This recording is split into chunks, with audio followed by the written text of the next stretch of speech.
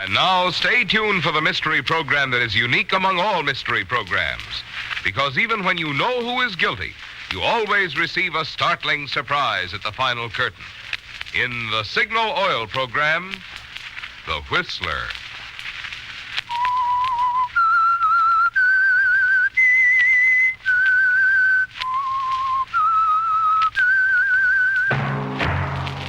Signal, the famous Go Farther gasoline, invites you to sit back and enjoy another strange story by The Whistler.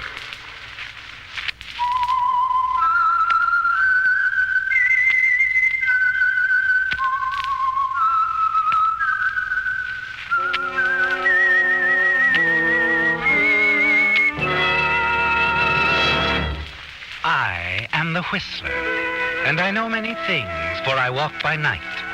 I know many strange tales hidden in the hearts of men and women who have stepped into the shadows.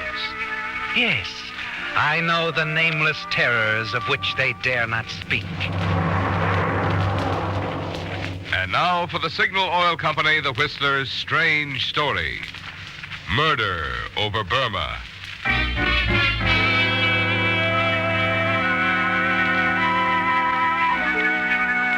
Cliff Benton wore the oppressive heat of the Burmese night like a thick coat over his makeshift flying uniform of the Far East Importing Company. He walked slowly, deliberately through the streets of Dinjan, his face furrowed with anxiety, accented with fear. For Cliff knew what the summons from Burma Charlie meant, and he knew that there was no escape. Reluctantly, he directed his steps along the familiar narrow road that led to Burma Charlie's gambling casino. A few steps from Burma Charlie's office door, a man slid out of the shadows. What do you want, Benton? Oh, Charlie wants to see me. Just a minute. Oh. Hey, boss, that guy Benton's out here. Wants to see you. Send him in. The boss. I heard him.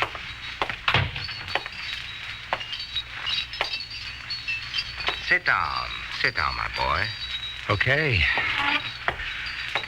Now, look, Charlie, Do you know what these are, my friend? Yes, I know what they are. They're my IOUs. Exactly. They make a neat little stack, don't they? About $5,000 worth. But I told you I'd pay you as soon as I got the money. I have a record of that, too. You said that exactly 1 month ago. You will find I run a very efficient business, Cliff. I'm sure you do. Now, look, Charlie, I've always paid you before. You know that. Now, all of a sudden, my credit's no good. Why don't you level with me? My dear young friend, I am leveling with you. I want the $5,000 you owe me. But that's not the main thing, is it, Charlie? You want me to quit seeing Lila. That's why we're having this little chat, isn't it? Lila? Have you really been seeing the featured vocalist at my little casino? I had no idea. Oh, Chuck. You see, Cliff, I am so busy with the business end that I... Lila is your business, Charlie. Everyone in Dinjan knows that. I'm the only one who ever dared pay any attention to her. She liked it, Charlie, and you know it. That's why you're pulling the big foreclosing act. That will be all, Cliff. $5,000 you owe me. I want it in 3 days. 3 days? You know I can't... I want your $5,000 on my desk in 3 days, Cliff. If it is not here... Oh, but you will see that it is, I am sure. For tragedy to touch one so young would be, well, tragic. You know I can't get that kind of money in 3 days. All I know is that you had better. Now, wait a minute, Charlie, wait a minute. Look, I got a proposition. I'm making a flight tomorrow to deliver a load of machinery. That is a particularly uninspired bit of information. Now, listen to me, listen. I got connections that have been trying to get me to fly contraband. They've promised me $5,000 a trip for every shipment I deliver. Now, give me a few extra days, and I'll guarantee you'll have your dough. If that's what you really want. I really want to clear my books of you, Cliff. I want you to pay up and get out. From now on, Burma Charlie's casino is off limits for you. Oh, Lila again, huh? You persist in that delusion, Cliff, and I do not care to discuss it. Now, where did you say you are supposed to pick up this merchandise? Right here in Dinjan. Then fly it to Hong Kong, and they pay me on delivery. I don't get back here for 5 days after I leave. Give me 5 days, Charlie. What do you say? Guards, come in here. Now, look, Charlie, all I'm For asking... me, boss? Yes, come in. I have a little job for you. Okay. Gus, take a good look at this man. He is going to fly a load of machinery out of here tomorrow.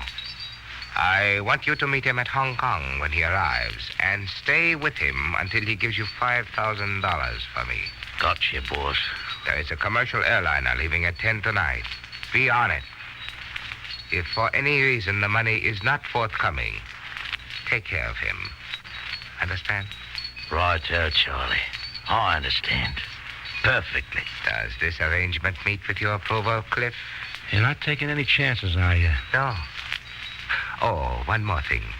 When you leave the casino, there will be a man assigned to follow you. He will not let you out of his sight until you take off in the morning. Good night. One small request, Charlie. Yes? I'd like to have a farewell drink with Lila before I leave the building. I just have the feeling that I might not be seeing much more of her. And since our little arrangement has nothing at all to do with Lila, you couldn't really object. Could you now, Charlie? 10 minutes. Only 10 minutes. Gus will be there to remind you when your time is up.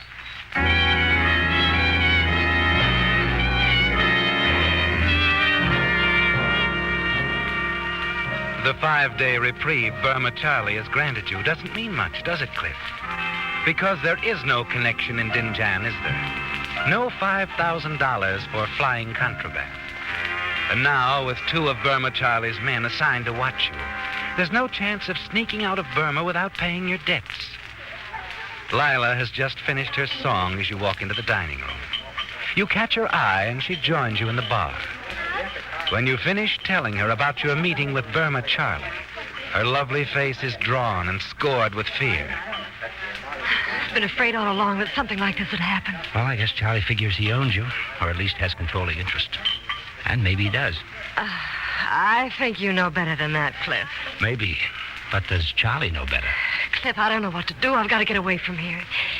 Please help me. I don't know what I can do, Lila. You can take me with you tomorrow morning. Yes, sure. But what about the hired hand Charlie's got following me? And suppose we could shake him.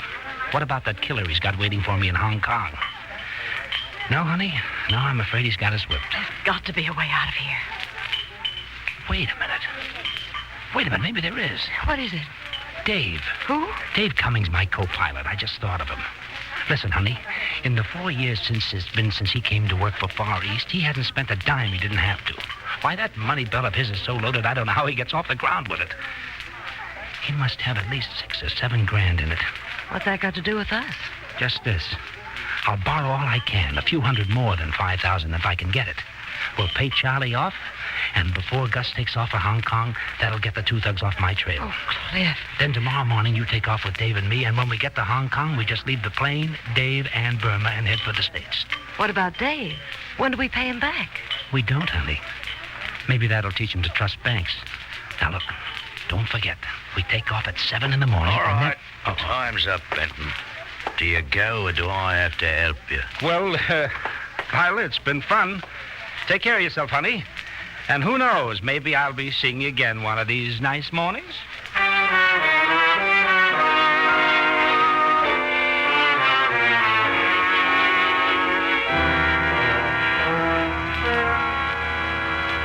Wish there was some way to help you, Cliff, but I just can't. Like I said, this is my last trip, and I'm not going to take a chance on losing all my dough. But, Dave, I told you I'll mail it to you within a week. Honest, Cliff, I'm sorry, but watching this little bundle grow is what's kept me from getting the Burma Jollies. I just can't loan it out, especially since tomorrow's my last trip. Now, look, be a good guy, Cliff, and hit the road, will you? I got a lot of packing to do. Look, Cliff, really, I'm sorry, but that's the way it is. Okay. No hard feelings. No, of course not. Well, oh, look, Dave, look, you know I'm good for it. Are you sure you won't change your mind? I know I won't, Cliff. I'm hanging on to this dough.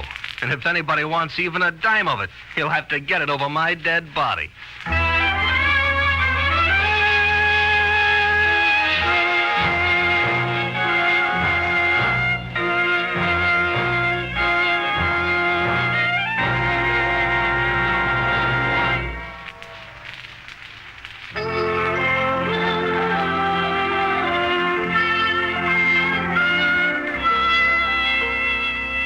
Gamble's new baby that was announced only last Sunday has already been adopted by thousands of motorists throughout Signal's 7 western states, from Canada to Mexico. I'm referring to the amazing new motor oil that reduces by 50% engine wear due to lubrication. New Signal Premium Motor Oil. And no wonder car owners are enthusiastic. After all, when you cut engine wear in half, you multiply performance and carefree driving pleasure. For instance, if your car is not already consuming oil, new Signal Premium will not only double the period during which you'll continue to enjoy low oil consumption, it will also keep that like-new pep and power in your car twice as long. Best of all, new Signal Premium Motor Oil gives you these and many other benefits at no increase in price. So why gamble with the most important, the most expensive part of your car? Your motor may be wearing out twice as fast as necessary if you haven't switched to the amazing new Signal Oil that cuts in half engine wear due to lubrication. New Signal Premium Motor Oil.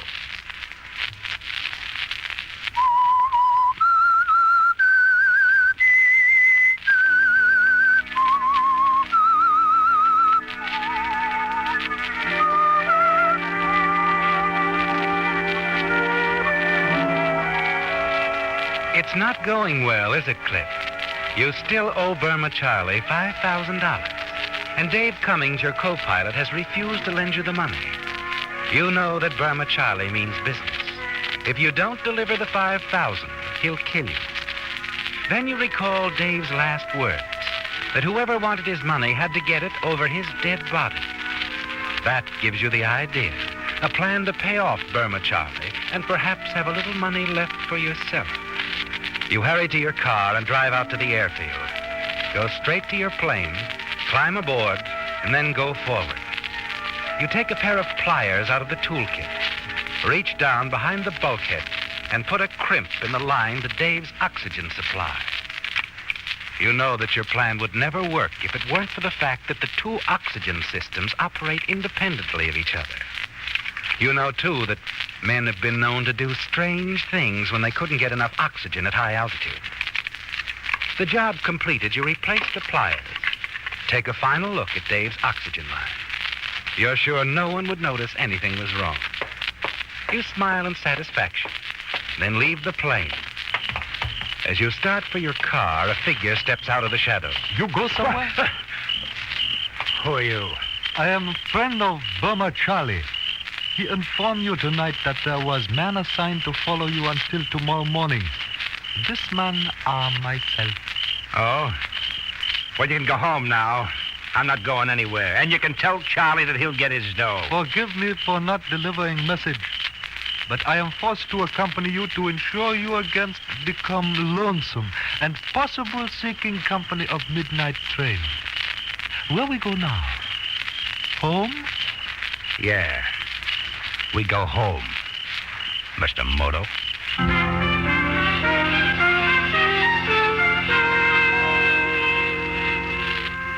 As you drive towards your apartment, your heart slowly resumes its normal pace. That was too close, wasn't it?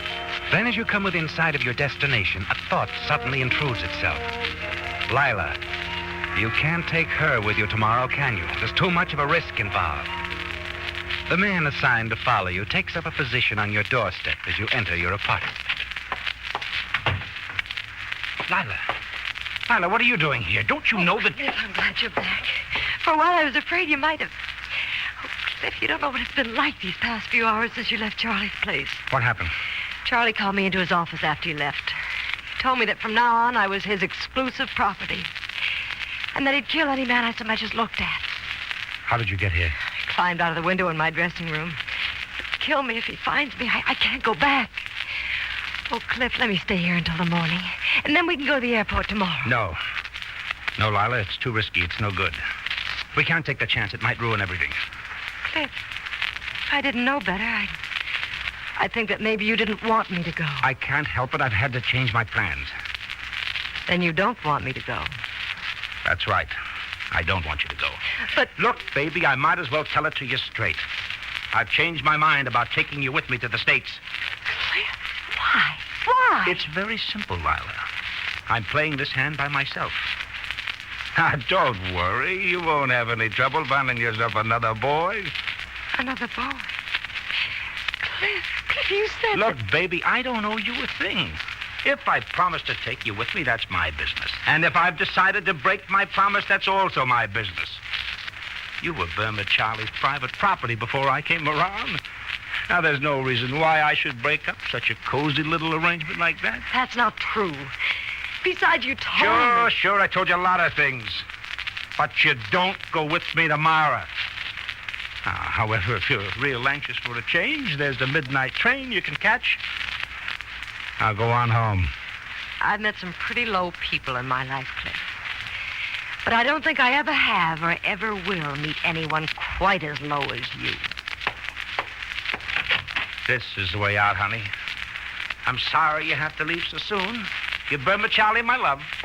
Did you say that train leaves at midnight? Yeah. Oh, if you need a couple of Never dollars... mind. I always pay my own way. And I always pay my debts. Here's the first installment. You're getting off easy.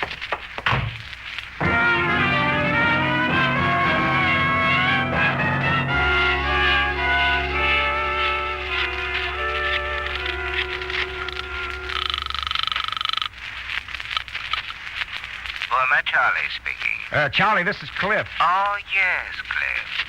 Did you suddenly find $5,000? No. I just wanted to tell you that Lila left my apartment not more than 5 minutes ago. Oh, but I know that, Cliff. Huh? Ling telephoned the information to me as soon as she left. Oh. Now tell me something I don't know. Why are you telling me this? Well, I just wanted to make sure that you knew this meeting with Lila wasn't my idea. And that I'm sticking to the terms of our bargain. I believe you, Cliff. I know you're that smart, at least.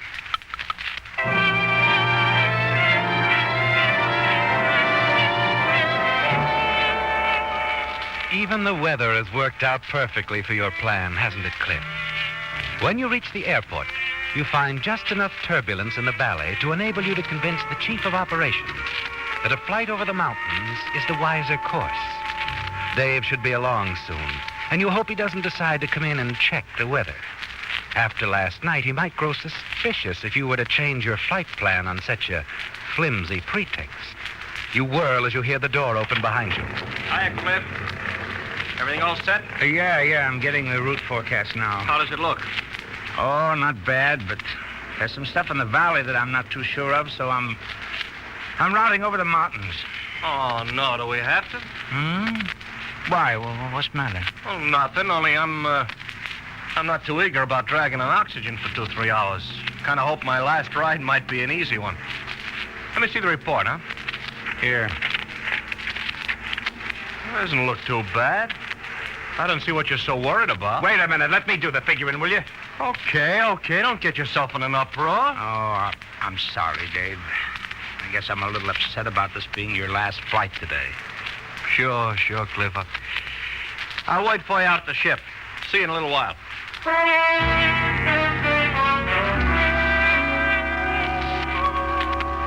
You watch Dave as he leaves the operations office and goes out to the ship. You light a cigarette, drag deeply, and turn back to your paperwork. You wonder if he suspects anything. But then you're sure he can't, aren't you? When you've completed the paperwork, you relax a while to calm your nerves. Then go out to the flight line. Dave is in the cockpit, looking over an old Los Angeles newspaper. For a moment, you're tempted to ask him once more for the loan. But you're sure he hasn't changed his mind since last night. People like Dave never do. So you take off, certain that in a little while now it will all be taken care of. As you approach the mountains, you know it's time to put your plan into effect. Dave, Yeah, what is it? the controls feel a little sloppy. Go on back and check the cargo, will you? I think it shifted when we hit that bump a while back. Oh, I don't think so. Still flying straight and level. Well, it feels a little left wing heavy. Be a good guy and check it for me, will you? It'll relieve my mind. Okay. Only I think you're being overcautious.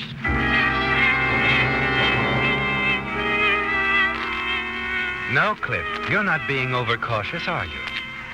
You've got to check that oxygen line again. As Dave closes the bulkhead door, you get out of your seat and check the crimp you made in his oxygen line last night. You make certain that it's not cut off entirely, because then Dave might notice that there wasn't any oxygen coming through the gauge on the instrument panel.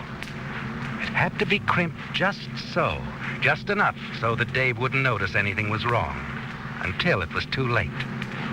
You're sure this method is foolproof, that no one will ever be able to prove you had anything to do with Dave's death. You get back in your seat as Dave returns. Told you it was okay back there. You couldn't shift that cargo if you did a barrel roll. Well, I just wanted to make sure, that's all. You know how it is. Yeah, I guess so. Well, let's start climbing, huh? The mountains are only about 50 miles away. Right. Check oxygen. Oxygen check. Increase the revolutions to 2,300. Manifold pressure to 39. Set turbos. Roger.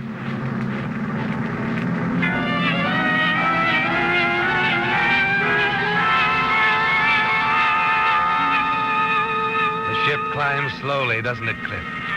Seems like hours before you reach 10,000 feet. You both put on your oxygen masks. Then the altimeter inches up slowly to 15,000 feet. At 18,000 feet, you steal a glance at Dave. Little beads of sweat fleck his forehead, and his fingernails begin to turn blue. As his eyelids grow heavy, he fumbles for his gloves.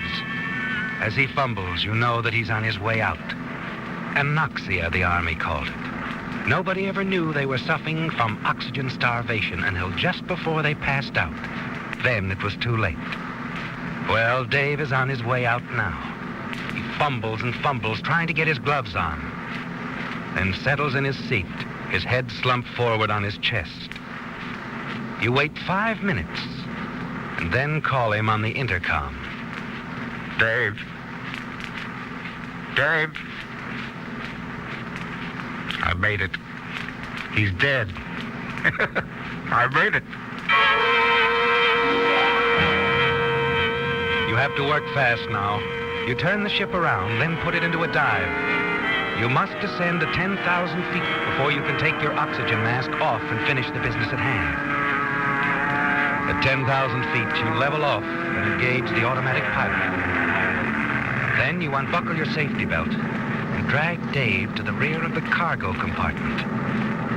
There, you rip open his shirt, transfer his money belt to your own waist, and open the hatch. Sorry, Dave. You had your chance last night. While the radio warms up, you open the toolbox and very carefully remove the crimp in Dave's oxygen line. And then, Far East Flight 4, calling Dinjan Tower. Far East Flight 4, calling Dinjan Tower. Over. Dinjan Tower to Far East 4. Go ahead. This is Benton. Co-pilot Cummings, victim of anoxia. Bailed out. Tried to stop him. Couldn't do. Coming back to field. Over. Are you all right? A little groggy, but I think I can make it. Have everything ready for report. Will do. I say, take it easy. Everything will be all right. Over and out. Everything is all right, buddy. Burma Charlie, here I come. You're gonna get your dough.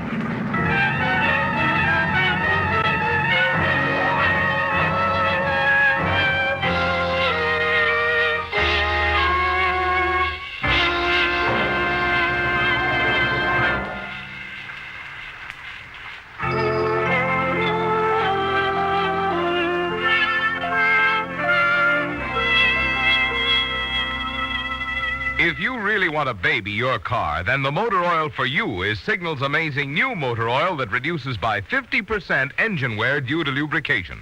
Consider just 4 of the important extra ways new Signal Premium Motor Oil helps to keep your car young for additional tens of thousands of happy miles. 1, keeps oil rings clean and free. 2, controls and reduces such harmful engine deposits as carbon, gum, and varnish. 3, prevents sticking of hydraulic valve lifters. And 4, stops acid corrosion and rust. Result, maintenance costs are kept down, down, down. The average car should actually drive twice as far before needing an overhaul due to engine wear. So save money while you save your car. If you're still using lazy old-fashioned oil, ask your nearest Signal dealer to drain it out now and refill with the new hard-working Signal oil that reduces by 50% engine wear due to lubrication. New Signal Premium Motor Oil.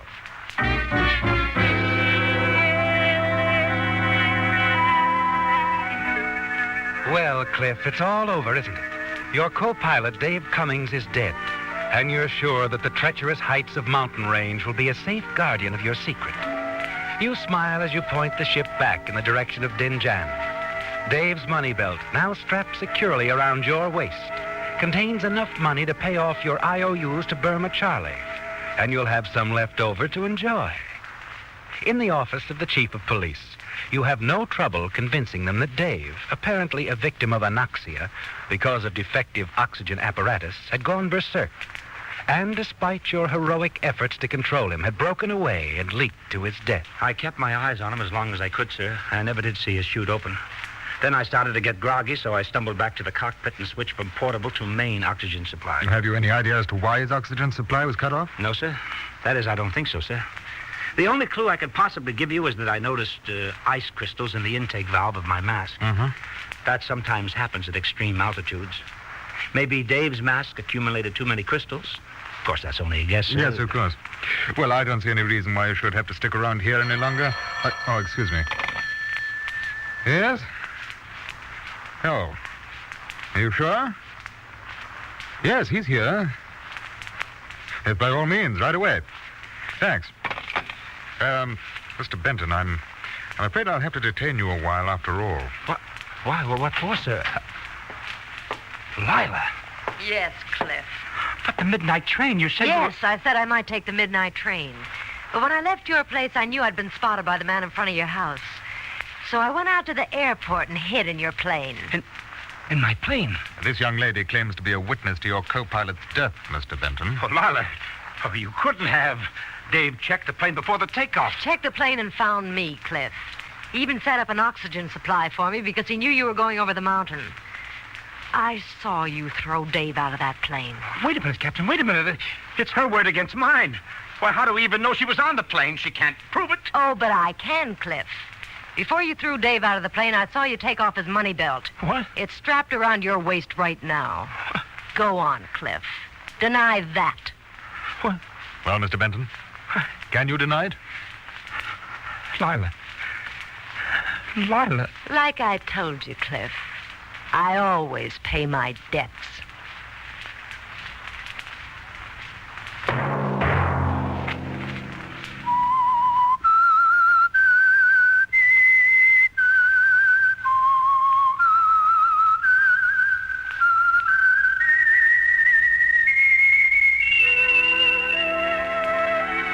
Let that whistle be your signal for the Signal Oil program, The Whistler, each Sunday night at this same time. Signal Oil Company has asked me to remind you this about the amazing new Signal Premium Motor Oil, which reduces by 50% engine wear due to lubrication. It's available only at independent Signal service stations from the same friendly dealers who help you go farther with Signal gasoline. Featured in tonight's story were Bill Foreman, Wally Mayer, Doris Singleton, Larry Dobkin, Marvin Miller, Ben Wright, and Jack Moyles. The Whistler was produced and directed by George W. Allen with story by Ross Murray, music by Wilbur Hatch, and was transmitted to our troops overseas by the Armed Forces Radio Service. The Whistler is entirely fictional, and all characters portrayed on The Whistler are also fictional. Any similarity of names or resemblance to persons living or dead is purely coincidental. Remember at the same time next Sunday, another strange tale by The Whistler. Marvin Miller speaking for the Signal Oil Company. This is CBS, the Columbia Broadcasting System.